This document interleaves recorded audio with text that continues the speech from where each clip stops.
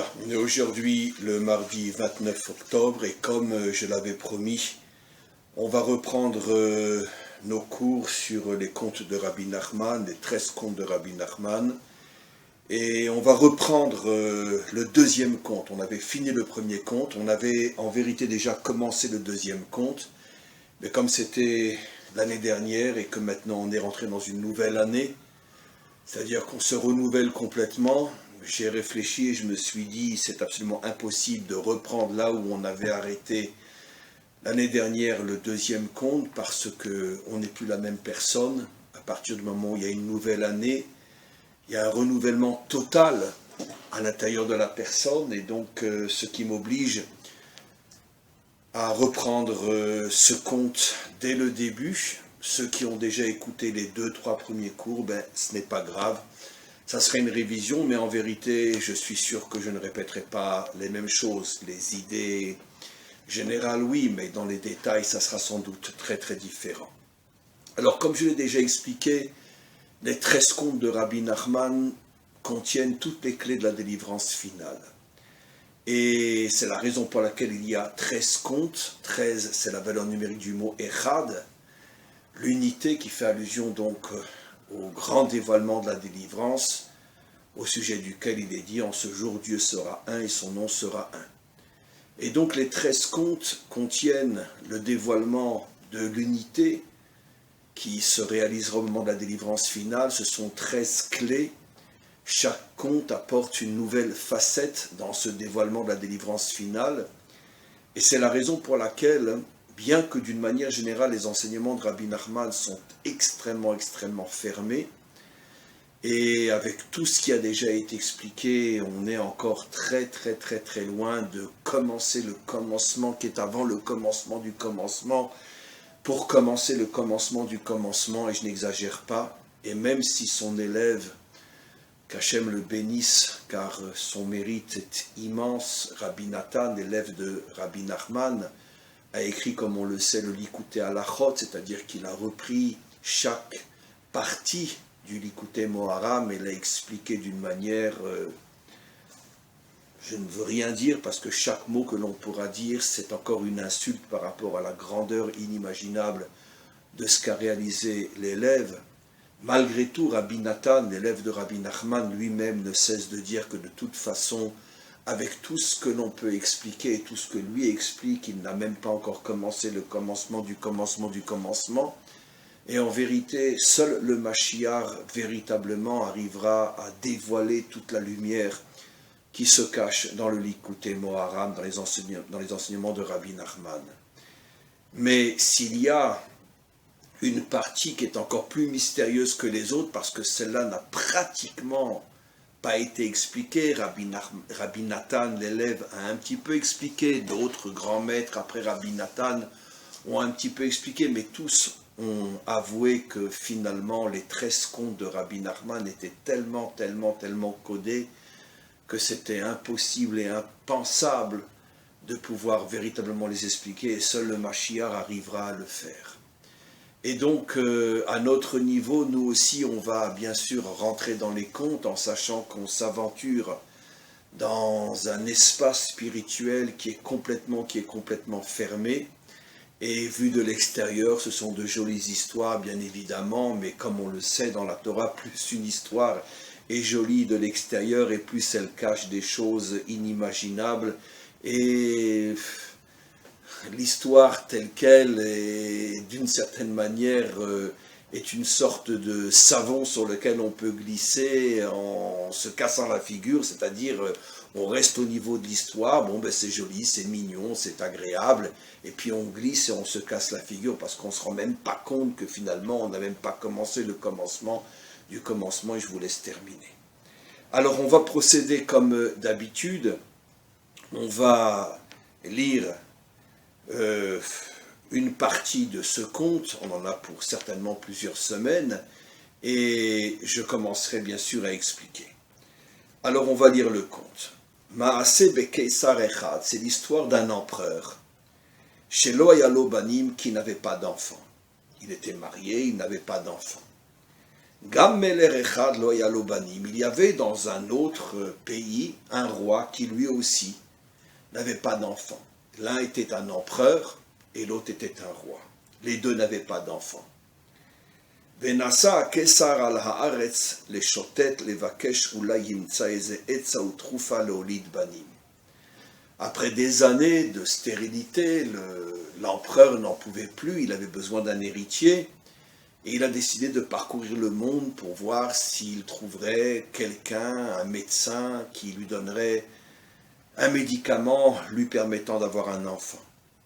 Au même moment, sans se connaître et sans le savoir, Gama Meler Nasa Kemochen, au même moment, le roi lui aussi décide de se mettre en quête d'un médicament de par le monde qui peut-être l'aiderait à avoir un enfant.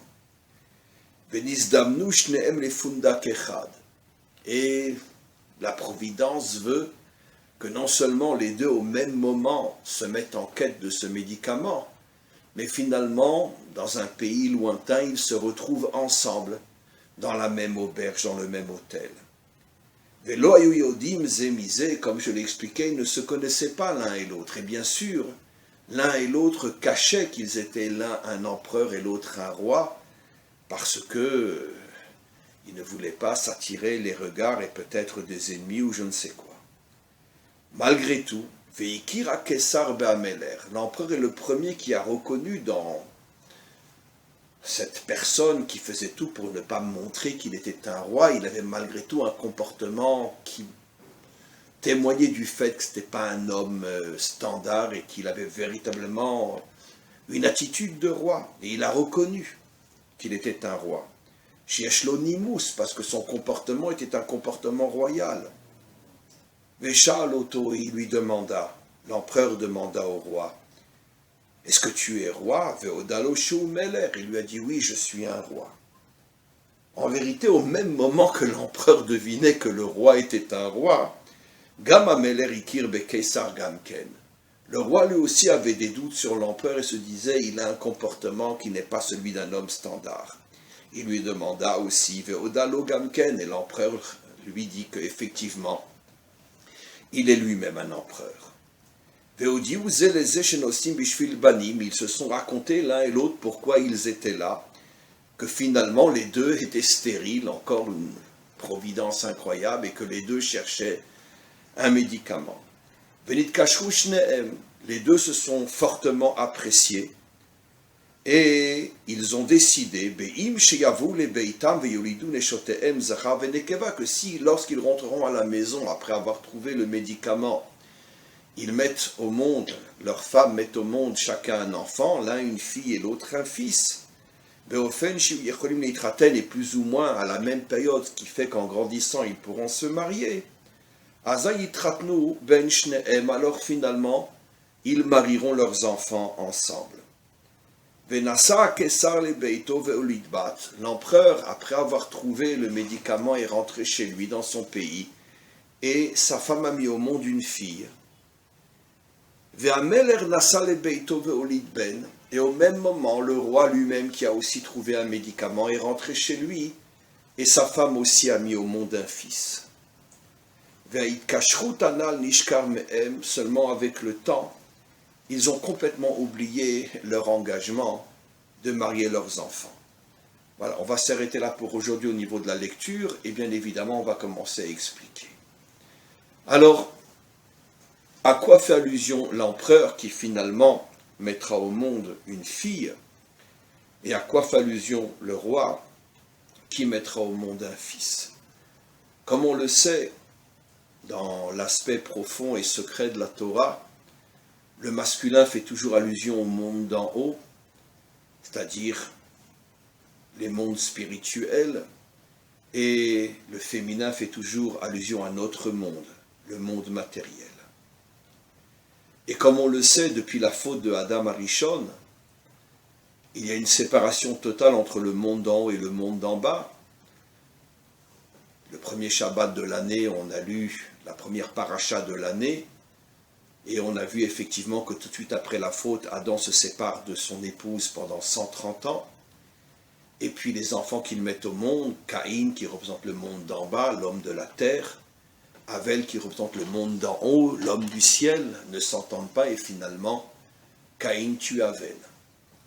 Et comme je l'ai expliqué dans de nombreux cours, l'allusion est claire dans la Torah, si vous mangez de ce fruit, vous mourrez. La mort, c'est tout simplement la séparation entre l'âme et le corps, entre la conscience spirituelle et l'action dans ce monde. Le grand problème, nous le connaissons tous, lorsqu'un homme rentre dans ce monde, il est soumis à des forces qui l'éloignent totalement de la conscience, de la morale, et à plus forte raison de son attachement à la source première qui est le maître du monde. Les soucis, le quotidien, les tentations, toutes les forces et les aspects de ce monde sont là pour nous déconnecter finalement de notre source qui est le maître du monde, une conscience spirituelle, une conscience morale et une vie qui tient compte finalement des exigences de l'âme qui est en nous. Et donc il y a une séparation totale.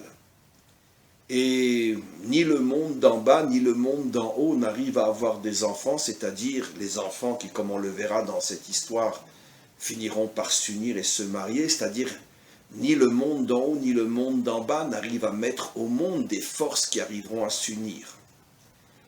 Le monde d'en bas, c'est ce que je viens d'expliquer, c'est évident, parce que dans ce monde matériel, comme je viens de le dire et je me répète, on est soumis à de telles forces que on oublie complètement le monde d'en haut. Mais d'une certaine manière, comme je l'ai souvent expliqué, même le monde d'en haut se détourne du monde d'en bas. Le monde d'en haut se détourne du monde d'en bas, tout simplement parce que, comme le monde d'en bas est complètement déconnecté de sa source et vit complètement soumis à toutes les mauvaises forces et les mauvaises influences qui l'éloignent encore et encore, donc le monde d'en haut a peur. Il se dit qu'il n'est pas du tout capable de descendre et d'essayer même de changer ce monde. Donc le monde d'en haut finalement se crée un nouveau monde, se crée une sorte de bulle spirituelle et morale à l'intérieur de laquelle ceux qui s'y trouvent sont complètement déconnectés de ce monde. Et finalement les deux mondes vivent séparés l'un de l'autre et ils n'arrivent pas à mettre au monde des forces qui vont pouvoir s'unir et finalement ramener le monde d'en haut en bas et ramener le monde d'en bas à sa source qui est le maître du monde. C'est ça le sens et le symbole du mariage comme on va le voir au fur et à mesure de ce conte. Donc concrètement ça veut dire quoi? Qu'est-ce que représente le monde d'en bas? Qu'est-ce que représente le monde d'en haut? Traduit dans un langage beaucoup plus simple, il y a, comme on le sait, comme je l'ai souvent expliqué, deux types d'hommes sur terre. La majorité, la grande majorité sont bien sûr surtout investis et attirés par ce monde et vivent à l'intérieur de ce monde et automatiquement, comme je l'ai déjà expliqué, toutes les forces de ce monde les éloignent complètement de la source spirituelle et morale qui est le maître du monde, et une minorité qui a une nature différente, beaucoup plus spirituelle, beaucoup plus en haut, se créent eux aussi un nouveau monde, parce que c'est un monde que je pourrais appeler tout à fait illusoire, tout à fait fictif, parce que se détournant de la réalité, se détournant du véritable monde qui est le nôtre, ils ont besoin eux aussi de vivre dans quelque chose qui donne un sens à leur vie. Alors ils se créent un monde spirituel, ce que j'appelle moi une bulle spirituelle à l'intérieur de laquelle cette minorité va vivre. En vérité, quand je dis minorité, je fais surtout allusion au monde occidental. Parce que dans le monde occidental, c'est clair que la majorité sont en bas et seulement une minorité sont en haut. Mais en tous les cas, les deux vivent dans une erreur totale parce que ceux qui sont dans la réalité vraie n'ont plus aucune force et plus aucun moyen de la changer, de la moraliser, de la spiritualiser, de la rattacher à sa source. Et ceux qui, parce qu'ils se sont détournés, ont tourné le dos à ce monde, à la réalité vraie, se sont créés une bulle spirituelle qui n'est que fantasme, illusion, eux aussi finalement, un jour viendra où ils se rendront compte que finalement ils ont vécu dans une illusion et dans un fantasme pendant toute leur vie. Parce que l'homme n'a pas été créé, même l'homme qui a un besoin spirituel et un besoin moral, il n'a pas été créé pour vivre le dos tourné à ce monde. C'est exactement le contraire qui est vrai. Si justement tu as une nature spirituelle et morale, ton devoir est de descendre dans ce monde pour le transformer. Ce qui veut dire que cette situation où le monde d'en bas est déconnecté de sa source et le monde d'en haut tourne le dos au monde d'en bas, c'est ça la stérilité. Ça veut dire que finalement, ils ne produisent rien. Ils ne créent rien.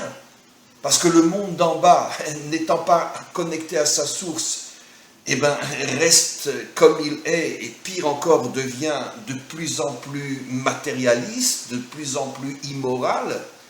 Et le monde d'en haut, qui n'arrête pas de se nourrir d'illusions et de fantasmes, lui aussi est stérile en ce sens qu'il ne produit rien, il ne produit rien de réel.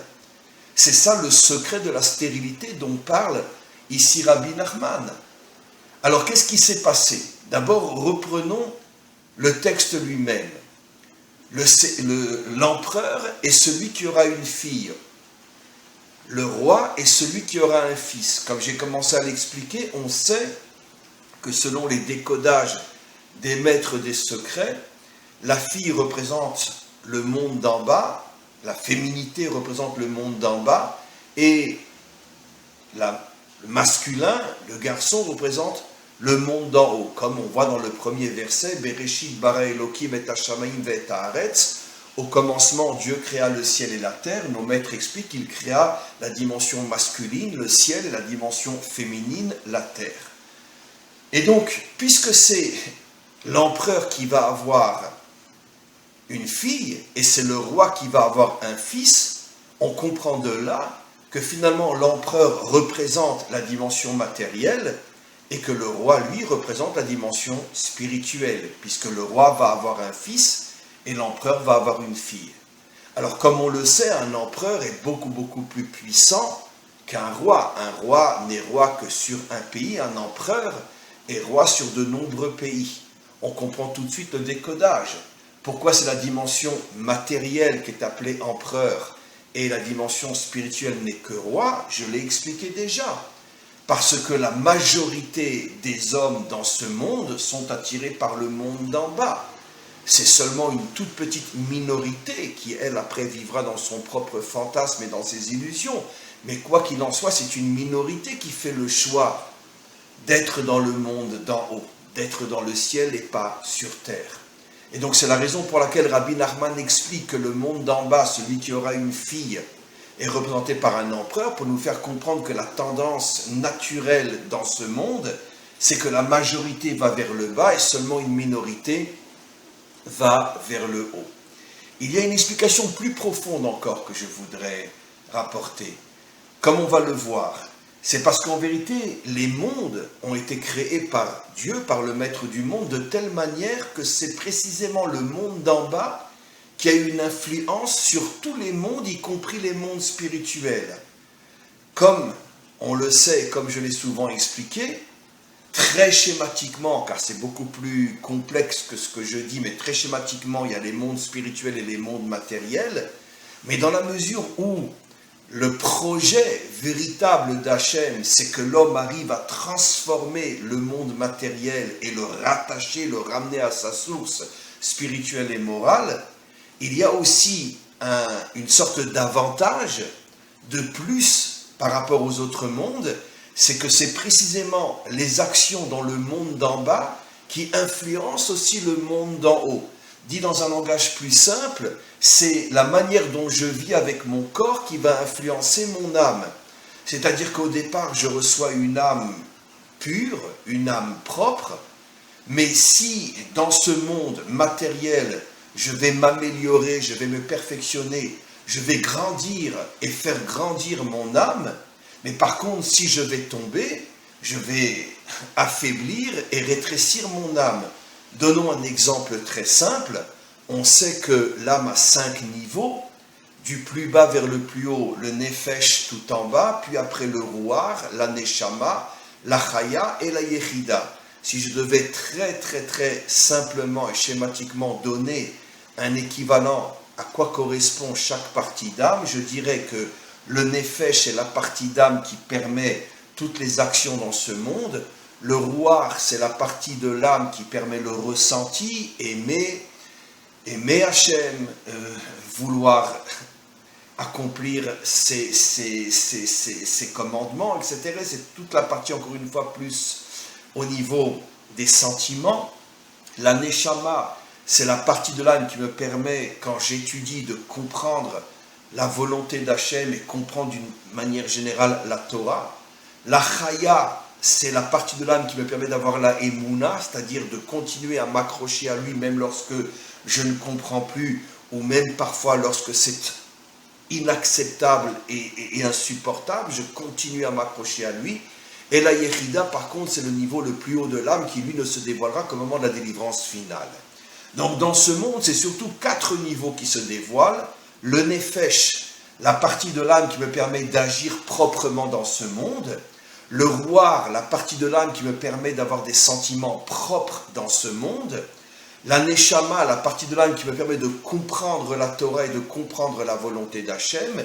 Et la chaya, la partie de l'âme qui me permet de rester attaché de toutes mes forces au maître du monde, même lorsqu'il me met dans des situations incompréhensibles, voire même inacceptables.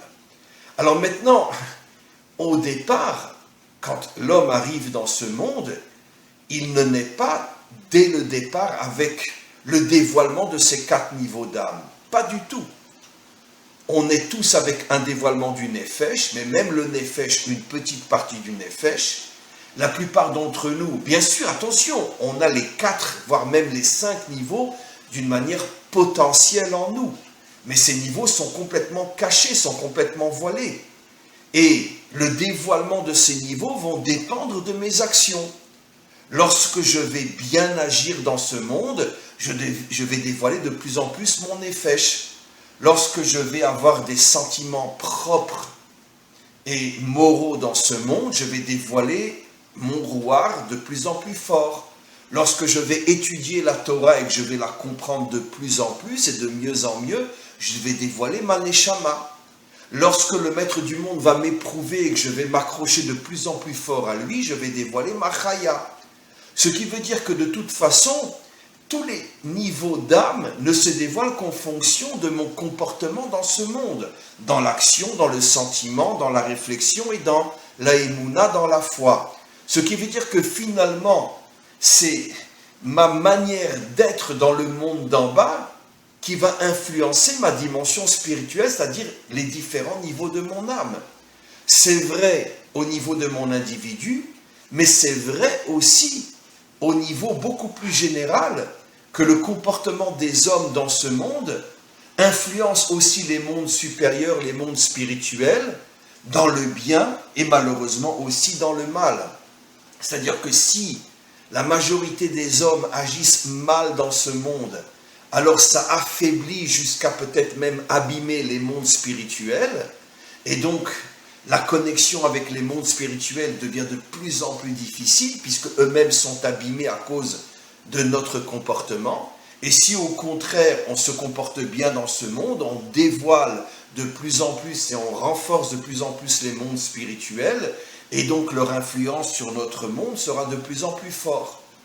Donc maintenant on comprend d'après cette deuxième explication pourquoi le monde d'en bas est appelé l'empereur et le monde d'en haut est appelé le roi, en sachant qu'un empereur a beaucoup plus de pouvoir qu'un roi, parce qu'effectivement le roi représente les mondes d'en haut, les mondes spirituels, et lui-même n'a pas la force qu'a l'empereur. Donc ici on comprend aussi un message extraordinaire que nous révèle Rabbi Nachman. Ça veut dire que l'ensemble des mondes dépend de notre comportement sur terre.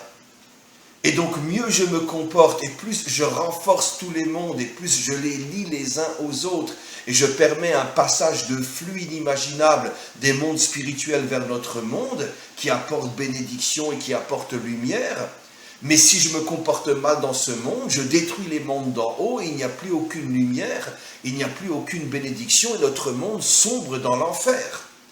Et c'est toute l'histoire humaine.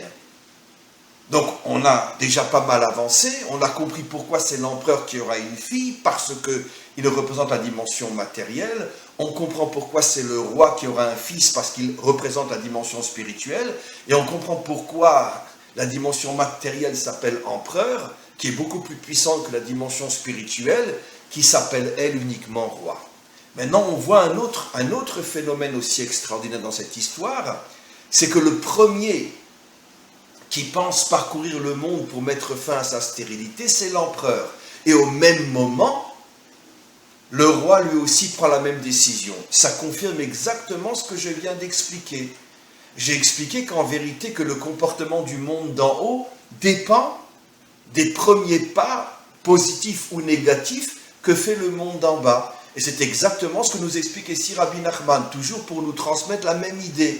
Que sache que tout ton avenir dépend de ton comportement dans le monde matériel, pas dans la bulle illusoire et fantasmagorique du monde spirituel que se créent ceux qui vivent en dehors de la réalité. Non, tu es dans ce monde, tu es soumis à toutes les influences de ce monde, tu pourrais tomber comme la majorité, mais tu te prends en main, automatiquement ça réveille d'une manière positive les mondes spirituels pour t'amener de la lumière et t'amener de la bénédiction. Et donc c'est ce qu'on voit dans cette histoire-là. L'empereur qui représente le monde matériel est le premier à prendre conscience qu'il faut essayer de se prendre en main. Donc ça veut dire quoi? Aller essayer de sortir de sa stérilité, c'était que tout d'un coup, le monde matériel prend conscience qu'il ne peut plus continuer à dégringoler comme il dégringole de génération en génération. Tout d'un coup, il y a un réveil. Et si on partait à la recherche finalement de quelque chose de mieux? Et cet enfant que l'empereur veut mettre au monde, comme on le verra dans la suite de l'histoire, est justement cette force qui finalement finira à ramener le monde matériel à sa source. Ce qui veut dire que Rabbi Nachman nous explique ici que non seulement même le monde matériel, parfois dans l'histoire, a des sursauts de conscience qui fait que tout d'un coup il se rend compte qu'il est en train de se détruire, de s'auto-détruire, et c'est ce qui le ramène à une conscience plus morale et spirituelle, mais automatiquement, dès que le monde matériel prend lui-même conscience de son erreur, automatiquement, le monde spirituel lui aussi prend conscience de son erreur. C'est ça ce qui est extraordinaire. C'est quoi l'erreur du monde spirituel? Je l'ai expliqué. C'est le fait de vivre dans une réalité complètement illusoire et fantasmagorique d'un monde qui n'existe que finalement que dans notre tête, dans la tête des gens qui se sont détournés du monde matériel. Mais à partir du moment où le monde matériel fait lui-même le premier pas de vouloir revenir à la conscience et à la morale, automatiquement, le roi lui aussi part à la recherche d'un médicament qui mettrait fin à sa stérilité. Ça veut dire que lui aussi va vouloir mettre au monde la force qui permettra le monde spirituel de se rattacher au monde matériel, comme le monde matériel recherche lui aussi la force qui le permettra de se connecter au monde spirituel. Vous voyez donc comment le décodage de cette histoire est absolument extraordinaire. Alors donc, ils partent chacun de leur côté, ils ne se connaissent pas puisqu'ils vivent complètement dos à dos. Et finalement, la Providence les amène dans le même hôtel, dans la même auberge. Là, évidemment, ce n'est pas eux qui l'ont choisi. C'est la Providence, c'est Hachem. Quel est le message que Rabbi Nachman nous transmet ici? C'est évident. Ça veut dire qu'à partir du moment où tu te prends en main, Hachem va t'aider à réaliser ton souhait. Ça veut dire va t'aider à réaliser le sens, le pourquoi tu es sur terre. Parce qu'évidemment qu'il n'y avait aucune chance, d'après la logique, que deux rois, un empereur, un roi qui ne se connaissent pas, qui sont de pays complètement différents, se retrouvent comme par hasard au même moment dans la même auberge. Et donc le message est très très fort. Et ça aussi, ça doit, d'une certaine manière, augmenter notre confiance. À partir du moment où je fais un bon premier pas, je dois savoir que le maître du monde va lui aussi m'aider, et m'aider d'une manière qui est, parce que c'est le maître du monde, infiniment plus grande que les petits efforts que moi je fais. Et c'est ce que disent nos maîtres. tout celui qui commence à ouvrir dans ce monde comme le trou d'une aiguille vers le bien, le maître du monde lui ouvre des portes immenses vers le bien. Quel est le décodage? Que moi, je n'arrive pas à creuser plus qu'un petit trou d'aiguille pour m'approcher vers le bien. Et le maître du monde sait très bien que ce petit trou d'aiguille n'arrivera pas à m'amener vers le bien. Alors qu'est-ce qu'il fait? Lui-même, il m'ouvre des portes inimaginables. Et tout celui qui véritablement se prend en main dans ce monde sait, parce qu'il l'a expérimenté, il l'a vécu, que c'est comme ça que ça se passe. On fait un petit pas et le maître du monde nous amène une voiture qui fait du 300 km/h. Et on s'aperçoit que tout d'un coup, on arrive à réaliser des choses qu'on n'aurait jamais pouvoir même penser, imaginer que ça soit possible. Et on ressent que c'est le maître du monde qui nous ouvre des portes inimaginables. Mais il faut que le premier pas, c'est toi qui le fasses. Et donc, c'est ce que raconte cette histoire. Les deux ont fait un premier pas, bien que le premier vrai pas vient de l'empereur, et le maître du monde fait qu'ils se retrouvent dans la même auberge. Tout d'un coup, ils se reconnaissent. Quel est le décodage? C'est que chacun prend conscience que finalement, il a besoin de l'autre. Mais là, encore une fois, c'est intéressant. Regardez, mes amis, qui est le premier qui reconnaît l'autre? C'est l'empereur qui reconnaît le roi. Ça veut dire, encore une fois, le premier pas est fait du côté matériel. C'est toujours à la dimension matérielle de faire le premier pas. C'est lui qui prend conscience que finalement, celui qui se fait passer pour un simple homme standard est en vérité un roi. Ça veut dire que c'est la dimension matérielle qui prend conscience qu'elle a besoin de la dimension spirituelle. Et automatiquement, ça amène la dimension spirituelle à reconnaître l'empereur, c'est-à-dire traduit dans le langage du décodage, que la dimension spirituelle se rend compte elle aussi qu'elle a fait fausse route pendant toute l'histoire, et qu'elle a tourné le dos au monde, et que c'est une catastrophe. Parce que l'homme moral n'a pas été créé pour vivre dans une bulle illusoire, il a été créé pour vivre dans ce monde afin de le changer. Et donc chacun prend conscience finalement qu'il faut s'unir, et c'est exactement la suite de l'histoire. Qu'est-ce qu'ils se disent? S'il y en a un qui a un fils et l'autre qui a une fille, on les mariera. Le mariage, c'est bien sûr le symbole de l'union entre le monde matériel et le monde spirituel. Et donc, bien évidemment, comme l'histoire continue, c'est l'empereur qui va mettre au monde la fille, le monde matériel, et c'est le roi qui va mettre au monde le fils. Mais qu'est-ce qui va se passer? Chacun étant retourné chez lui, finalement, la promesse du mariage est complètement oubliée. Et l'un et l'autre retournent et retombent dans finalement ce qui est la vie du monde matériel, déconnecté du monde spirituel, et ce qui est la vie du monde spirituel, déconnecté de la réalité matérielle. Qu'est-ce que Rabbi Nachman veut nous faire comprendre ici? C'est que finalement il y a des sursauts de prise de conscience sur le plan individuel, sur le plan collectif, mais malheureusement c'est très très éphémère, ça ne dure pas. Finalement, on verra jusqu'à la fin de l'histoire que le mariage va, oui, se faire, et c'est donc le symbole de la délivrance finale. Mais ce que Rabbi Nachman veut nous faire prendre conscience, c'est qu'on va devoir passer par des hauts et des bas, et beaucoup plus de bas que de hauts, des prises de conscience et des oublis, des prises de conscience et des oublis. Finalement, c'est la vie de chacun d'entre nous. Ça nous arrive des dizaines de fois quand on est quelqu'un de bien, d'honnête, d'avoir tout d'un coup un sursaut de conscience. Mais qu'est-ce que je fais? Mais qu'est-ce que je suis? Mais comment je vis? Il faut absolument que je me prenne en main. Et puis bon, après la routine revient, le travail, les soucis, les épreuves, et on retombe complètement. Mais comme on le verra, finalement, le fils et la fille réussiront finalement à vivre ensemble et à se marier. Ça veut dire que Rabbi Nachman tout de suite nous prévient. Si tu veux véritablement la délivrance individuelle et collective, sache que tu vas devoir passer par quantité et quantité de réveil et d'oubli, de réveil et d'oubli, de réveil et d'oubli. Mais ne te désespère jamais. Continue à y croire et finalement tu y arriveras. Voilà, on va s'arrêter là pour aujourd'hui. Cette première partie d'histoire, je pense, grâce au Maître du Monde, a été expliquée d'une manière inimaginable. Et on continuera, Bezrat Hashem, chaque semaine, une partie de cette histoire. Merci au Maître du Monde et merci à tous et à toutes.